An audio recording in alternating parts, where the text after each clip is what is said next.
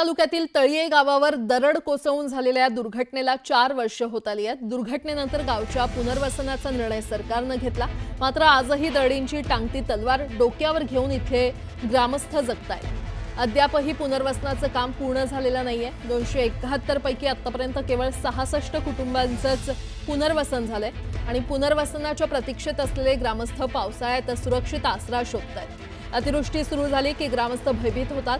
पावसाळ्यात सरकारी यंत्रणा स्थलांतर करायला सांगते, पण जायचं कुठे असा प्रश्न या ग्रामस्थांसमोर आहे।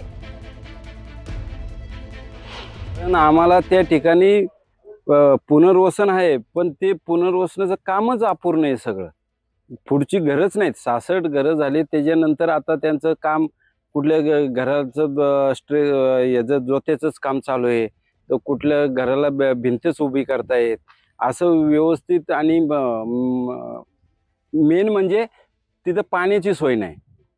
ते पाणी जर असतं तर सगळी लोक शिफ्ट होतील आणि ती घरं पूर्ण झाली पाहिजेत। आज ते 66 घरं दिल्याच्या नंतर, त्या लोकांनी ताब्यात घेतल्याच्या नंतर पुढचं घरांचं काम ठप्प आहे, म्हणजे त्यांचे मनमानी कारभार आहे।